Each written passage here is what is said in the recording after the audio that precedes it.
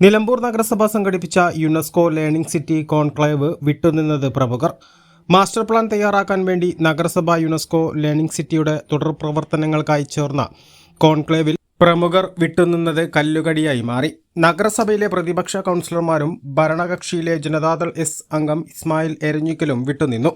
പരിപാടിയിൽ മുഖ്യാതിഥിയായി പങ്കെടുക്കേണ്ടിരുന്ന P V. Abdul Wahab MP., Nilambur MLA. P V. Anvar, Rajya Sabha അംഗവും CPI സംസ്ഥാന അസിസ്റ്റന്റ് സെക്രട്ടറിയുമായ പി സുനീർ എന്നിവരാണ് ചടങ്ങിന് എത്താതിരുന്നത്.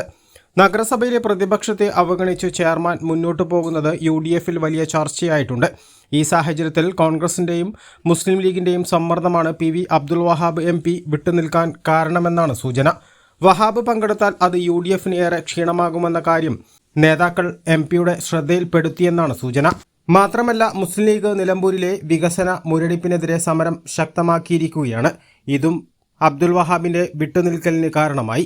നിലമ്പൂർ നഗരസഭയ്ക്ക് യുനെസ്കോ ലേണിംഗ് സിറ്റി പദവി ലഭിച്ചത് പ്രധാനമായും പി.വി. അബ്ദുൽ വഹാബ് MP ചെയർമാനായ JSSന്റെ അവാർഡുകൾ ഉൾപ്പെടെ പരിഗണിച്ചുകൂടിയാണ് എന്നതും ശ്രദ്ധേയമാണ്.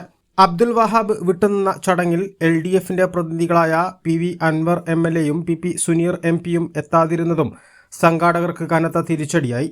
UDF അംഗങ്ങളും ഭരണകക്ഷിയംഗം ഇസ്മായിലും ചെയർമാനെതിരെ കഴിഞ്ഞ ദിവസം പ്രസ്താവനയുമായി രംഗത്ത് വന്നിരുന്നു. A+ vision, Nilambur.